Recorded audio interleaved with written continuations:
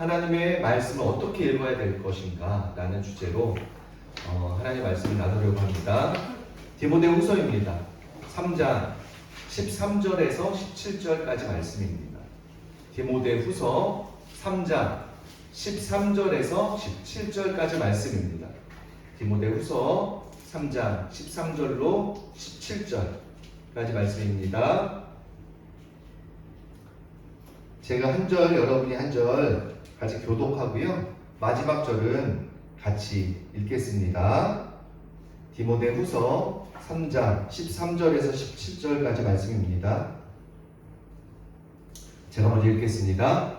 악한 사람들과 속이는 자들은 더욱 악하여져서 속이기도 하고 속기도 하나니 그러나 너는 배우고 하시는 일에 거하라. 너는 내가 누구에게서 배운 것을 알며 또 어려서부터 성경을 알았나니 성경은 능히 너로 하여금 그리스도 예수 안에 있는 믿음으로 말미암아 구원에 이르는 지혜가 있게 하느니라. 모든 성경은 하나님의 감동으로 된 것으로 교훈과 책망과 반응과 의로 교육하기에 유익하니. 다 같이 읽겠습니다. 이는 하나님의 사람으로 온전하게 하며 모든 선한 일을 행할 능력을 갖추게 하려 함이라. 아멘. 지난 시간에는요, 구원에 이르는 지혜를 얻기 위해서 성경을 읽어야 한다고 저는 말씀을 전했습니다. 오늘 두 번째 시간으로는요, 우리 자신이 변화되기 위하여 성경을 읽어야 된다라는 주제로 말씀을 나누겠습니다. 여러분 하나님의 말씀을 가까이 하는 것이 쉼입니다. 여러분, 우리에게 우는사자와 같이 달려드는 사단의 존재가 있다는 것을 여러분 믿으시기 바랍니다. 아멘. 여러분, 기도하는데 왜 이렇게 어려울까요? 기도하는데 왜 이렇게 어려울까요? 기도할 때 딴 생각 나지 않나요? 네, 딴 생각이 나기도 하고 졸리기도 하고 그렇죠. 왜 이렇게 기도하는 게 어려울까요? 그것은요, 여러분, 기도는 영적인 싸움이기 때문에 그래요. 기도는 영적인 싸움이에요. 그래서 내가 하나님 앞에 집중하고 몰입해서 기도할 때 사단이 집중적으로 방해를 하는 거예요. 사단이 여러분이 기도하지 못하도록 방해와 끊임없이 다른 생각을 집어넣어 주기도 하고요. 딴 생각이 나기도 하고 졸리기도 하고요. 그렇게 사단은 보이지 않지만 여러분을 공격하고 있기 때문에 여러분 기도하는 게 어렵죠. 마찬가지로 여러분 성경 읽는 게 왜 어려울까요? 오늘 우리 오전에 아까 점심 먹고 우리 자매님하고 그렇게 계속 나누었죠. 성경을 읽는 것이 왜 이렇게 중요한지, 성경을 읽을 때 우리는 어떠한 일들이 벌어지는지 여러분 성경을 통해서 우리는 알 수 있습니다. 지난 시간에는요, 성경은요 구원에 이르는 지혜를 우리에게 일러줍니다. 그런데 우리가 성경을 어떤 태도로 어떤 마음으로 읽어야 되는지 오늘은 두 번째 시간, 자신이 거룩하게 되기 위하여 성경을 읽으십시오. 여러분, 성경은 본래 기록된 목적이 있습니다. 하나님이요, 하나님 당신을 스스로 계시한 게 성경입니다. 우리는 하나님을 전능하신 아버지를 어떻게 알아요? 그분 자신을 우리에게 성경을 통하여 계시한 만큼 우리는 그분에 대해서 아는 거죠. 여러분, 책은요 저자의 의도와 목적이 담겨 있습니다. 여러분, 어떤 책이든지요 책에는 저자의 의도와 목적이 담겨 있습니다. 마찬가지죠. 성경, 하나님의 말씀, 바이블, 성경에는요 하나님의 목적과 하나님의 계획이 성경 안에 담겨져 있습니다. 우리는 성경을요 그렇게 하나님의 말씀을 읽어갈 때에 하나님의 계획과 하나님의 목적을 우리는 성경을 통하여 깨달아가는 거죠. 지난 시간에는 성경은 구원에 이르는 지혜를 우리에게 알려준다고 말씀 나눴어요. 그러면 오늘은 우리가 어떻게, 어떠한 태도로, 어떠한 마음으로 성경을 읽어야 될까요? 네, 로마서 15장 4절에 이런 말씀이 나옵니다. 무엇이든지 전에 기록된 바는 우리의 교훈을 위하여 기록된 것이니 우리로 하여금 인내로 또는 성경의 위로로 소망을 가지게 함이니라. 여러분, 이처럼 성경은요 우리에게 교훈을 기록되어 있습니다. 하나님의 백성들, 특별히 하나님의 백성들이 어떻게 살아야 될지를 성경은 곳곳에서 이야기하고 있다는 것이죠. 또한 성경은 위로를 주어 소망을 가지게 하려고 기록되었어요. 하나님의 자녀들이 위로를 얻고 하나님의 자녀들이 소망 가운데 살아갈 수 있는 그 힘을 가질 수 있도록 성경은 기록되어 있다. 뿐만 아니라 성경은요, 우리를 변화시키기 위하여 기록된 책입니다. 디모데후서 3장 16절의 말씀처럼 교훈과 책망과 바르게 함과 의로 교육하기에 위한 목적으로 기록되어 있습니다. 여러분, 성경을 읽어야 합니다. 그래야 우리는 하나님을 제대로 알아갈 수 있는 거예요. 그리고 성경을 문맥 위주로 읽다 보면 어떠한 사람들이 어떻게 다가와도 우리는 하나님의 기록된 말씀을 알기에 우리는 적절하게 대응할 수 있는 거죠. 토마스 아켄페스에서 그리스도를 본받아라는 책에서 이러한 기록이 되어 있습니다. 진리는 금언이나 명연설이 아닌 성경 구절에서 찾아야 합니다. 그리고 성경은 그것이 기록된 본래의 정신을 가지고 읽혀져야 합니다. 이것은 여러분 핵심을 뚫는 중요한 말이죠. 그러므로 성경에 있는 목표는요, 지식이 아닌 우리의 변화를 가져오는, 우리의 변화에 초점을 가져오고 변화를 받기 위하여 성경을 읽어가야 될 줄 믿으시기 바랍니다. 여러분, 사람들이요, 성경을요, 어떤 지식으로 접근하는 분들이 많아요. 그런데 성경을 꾸준히 읽지만 지식으로 접근하면 절대로 안 됩니다. 그럼 뭐만 남겠어요? 지식으로 접근하면 뭐만 남죠? 지식만 남습니다. 여러분, 성경은 지식 접근하기 위하여, 지식을 습득하기 위한 목적으로 읽으면 절대로 안 되고요. 성경은 2000여 년 전에 이스라엘 백성들에게, 유대인들에게 주어진 책임은 동시에 오늘날 우리에게 적용되어서 오늘날 우리에게 동일하게 역사하는 하나님의 살아있는 능력의 말씀이라고 우리는 성경을 믿어야 됩니다. 아멘이시죠? 네, 신명기 17장 18절 19절에 이런 말씀이 나옵니다. 그가 왕위에 오르거든 이 율법서의 등사본을 레위 사람 제사장 앞에서 책에 기록하여 평생에 자기 옆에 두어 읽어 그의 하나님 여호와를 경외하기를 배우며 이 율법의 모든 말과 이 규례를 지켜 행할 것이라. 여러분, 신명기에서 분명히 이야기합니다. 구약 성경은 단지 진리에 대한 지식을 주지 않고요, 하나님을 경외하게 만듭니다. 성경을 읽으면요, 하나님의 계획과 목적을 우리가 발견하기 때문에 하나님의 계획과 목적, 나를 향한 아버지의 계획과 목적을 우리가 발견하기 때문에 성경을 읽게 되면 하나님의 사랑을 느끼게 되는 거예요. 그래서 하나님을 경외하는 나의 삶의 태도의 변화를 가져오고 있죠. 그래서 성경을 읽으면요, 우리의 변화가 이루어집니다. 여러분, 감옥에서 성경을 읽다가 하나님을 만났다라는 간증들을 많이 들었어요. 여러분, 예전에 그 유명한 가수였죠. 예, 유명한 가수였죠. 토요일 밤은 즐거워라는, 그 지금 잘 모르죠, 자기는. 예, 유명한 그 박종찬이라는 가수가 불렀던 노래가 있었습니다. 그분이 감옥에서 하나님 말씀을 읽다가 하나님을 만났다라는 간증을 들은 적이 기억이 납니다. 여러분, 많은 사람들이요, 성경을 읽다가 살아계신 하나님을 만나는 경우가 굉장히 많아요. 왜 그럴까요? 성경에 기록된 성경의 저자가 누구예요? 성령 하나님이기 때문에. 성경의 저자는 하나님이기 때문에 그 하나님의 말씀을 읽다가 하나님을 만나는 놀라운 일들이 많아요. 그래서 여러분, 꾸준하게 하나님의 말씀을 읽어가야 될 줄 믿으시기 바랍니다. 아멘. 여러분, 성경을 읽으면요, 하나님을 경외하고 순종하며, 성경은, 구약 성경은 어떠한 목적으로 기록되어 있어요? 구약 성경의 목적은 다른 게 아니에요. 하나님을 경외하고 순종하면 생명과 복을 받고, 불순종하면 사망과 화를 당한다라고 신명기에서 이야기합니다. 하나님은 사람들의 마음에 이것을 깊이 새기기를 원하십니다. 사람들의 마음에 하나님의 말씀을 듣고 순종하면 복을 받고, 순종하지 아니하면 저주를 받는다라는 그 교리를 하나님은 우리 마음 가운데 새기길 원하세요. 그래서 사무엘상하, 열왕기상하, 역대상하 이 6권의 성경을 역사서로 분류합니다.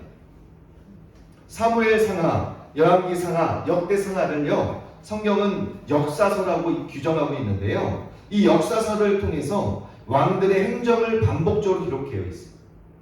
이 역사서의 기록을 보면 임금들의 행적을 기록되어 있습니다. 다윗의 길처럼 하나님을 경외했던가 다윗의 길을 따르지 않았던가 기록되어 있습니다. 반복적으로.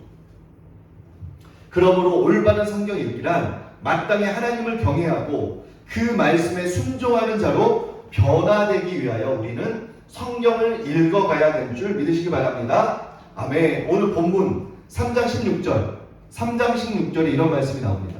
모든 성경은 하나님의 감동으로 된 것으로 교훈과 책망과 바르게 함과 의로 교육하기에 유익하니.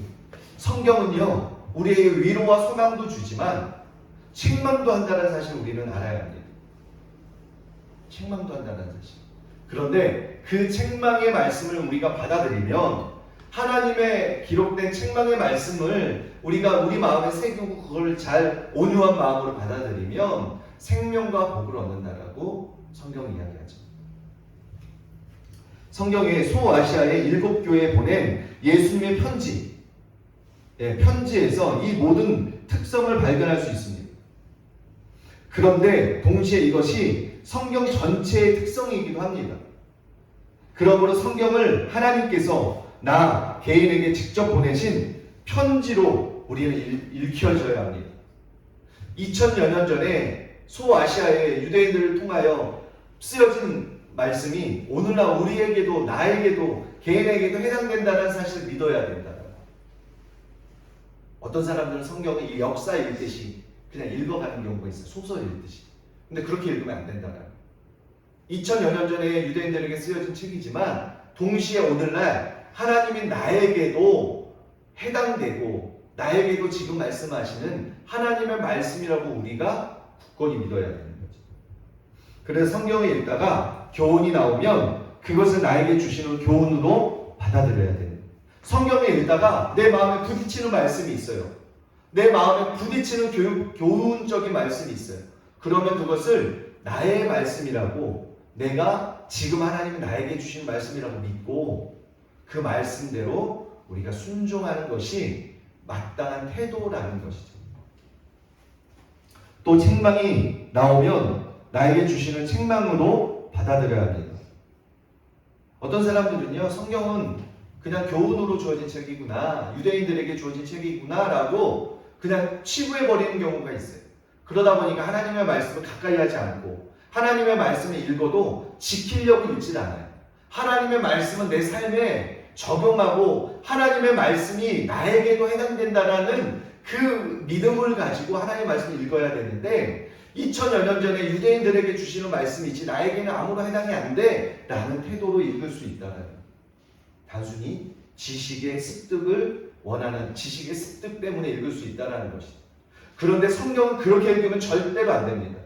오늘날 나에게도 주시는 말씀이기 때문에 책망의 말씀이 내 마음에 부딪힌다면 그 말씀대로 내가 내 마음, 내 삶의 태도를 바꾸어 하나님의 말씀에 순종하는 훈련을 저와 여러분이 해 나아가시기를 예수님의 이름으로 축원합니다. 바르게 함과 의로 교육하는 내용이 역시 마찬가지죠. 모든 말씀을 자신에게 적용시켜 성경을 거울로 삼고 자신을 살펴야 한다는 것입니다. 하나님의 말씀을 거울로 삼아 하나님의 말씀대로 내 삶이 살고 있는지 그렇지 않은지를 거울 삼아 성경을 거울 삼아 하나님의 말씀대로 순종해가는 그러한 마음으로 성경을 읽어 나아갈 때에 우리는 살아계신 하나님을 경험하게 될 줄 믿으시기 바랍니다. 아멘. 그런데 성경을 열심히 읽는 것도 중요하지만요, 더 중요한 것이 있어요. 읽는 거 못지않게 성경 말씀대로 내가 살아가는 것, 이것이 사실은 더 중요합니다. 우리가 하나님의 말씀을 성경을 통해 깨달았다면 깨닫는 말씀을 가지고 우리가 삶에서 살아내는 것이 어떻게 보면 더 중요한 말씀입니다. 오늘날 많은 교회에서 성경 공부를 합니다. 그런데 성경 말씀대로 순종하는 것이 너무너무 잘 안 되고 있어요. 성경을 읽는 것도 중요하지만 그 읽는 성경 말씀대로, 교훈대로, 책망대로 그 삶을, 그 말씀을 나의 삶에 적용하여 지켜가는 것이 더 중요합니다. 존 라일이라는 감독은 실천적 신앙이라는 저서에서 이렇게 기록되어 있습니다. 성경 읽기라는 설교를 통해서 이렇게 존 라일의 설교를 통해 이렇게 말씀하고 있어요. 모든 자 중에서 가장 행복한 사람은 성경을 읽을 뿐 아니라 성경에 순종하며 성경을 그의 믿음과 실천에 있어서 하나의 규칙으로 삼는 사람입니다. 중요한 진리를 이야기하죠. 또한 요한계시록 1장 3절에 이런 말씀이 나와요. 이 예언의 말씀을 읽는 자와 듣는 자와 그 가운데 기록한 것을 지키는 자가 복이 있나니 때가 가까웁니다. 읽고 보고 듣고 지키는 자가 복이 있다라고 성경은 이야기합니다. 요한계시록뿐만 아니라 모든 성경은 단지 읽을 뿐 아니라 지킬 때 우리 자신에게 복이 됩니다. 이제 말씀을 정리하겠습니다. 여러분, 하나님의 말씀을요, 우리 삶의 지표로 삼고 하나님의 말씀을 지키기 위하여 읽어나갈 때 하나님의 모든 기록된 축복과 하나님의 약속이 우리에게 주어진다는 사실을 믿으시기 바랍니다. 여러분이 말씀을 읽을 태도가 온유한 심령으로 내가 이 말씀이 나의 교훈으로 삼고 이 말씀이 나의 거울로 삼아 이 말씀을 지켜나가기 위하여 읽어나갈 때 하나님의 약속된 기적들을 경험하게 될 것입니다. 오늘 아까 우리 자매님 치유가 필요하잖아요. 근데 치유에 대한 말씀도 있습니다. 이 약속의 말씀이 내가 이 말씀을 지켜나갈 때 이 약속된 모든 약속의 말씀이 저와 여러분에게 주시는 하나님의 축복의 말씀이라는 사실을 우리는 기억해야 될 줄 믿으시기 바랍니다. 그러므로 말씀을 읽는 자가 성경 읽기와 기도 생활을 하나로 묶는 것이 또한 중요하죠. 말씀을 읽고요, 이 말씀의 모든 약속에 대한 말씀을 기도 제목으로 삼는 것. 여러분 너무너무 중요해요. 나의 어떤 어려움이 있습니까? 그러면 기록된 말씀에 의지하여 하나님 앞에 이 말씀을 가지고 기도함으로 나아가는, 특별히 내가 아픈 사람이 있다면 하나님의 치유에 대한 약속의 말씀이 있잖아요. 그 약속의 말씀의 근거를 가지고 하나님 앞에 기도하며 나아가는 거예요. 아버지, 예수님이 채찍에 맞음으로 우리가 나음을 입었다고 했습니다. 예수님을 믿는 저와 여러분에게 다 해당되는 약속의 말씀이죠. 그럼 내가 어떤 부분에 치유가 필요해요? 그러면 이 약속된 말씀을 가지고 하나님 앞에 올려드리는 거예요. 어떻게? 기도로 올려드리는 거예요. 하나님, 이렇게 기록된 성경 말씀이 있지 않습니까? 아버지, 내가 오늘 이 약속의 말씀이 나의 말씀이 되고 이 약속의 축복이 나의 축복이 되어 내가 하나님의 기적을 경험하는 주인공이 될 줄로 믿습니다라고 기도함으로 나아가는 거예요. 끊임없이 지속적으로 하나님의 약속의 말씀을 가지고 나아가는 거예요. 제가 예전에 이스라엘을 다녀온 적이 있었는데요. 통곡의 벽이라는 그 통곡의 벽에서 유대인들이, 정통 유대인들이 유대인 옷을 입고 그렇게 모자를 쓰고요, 기도를 하더라고요.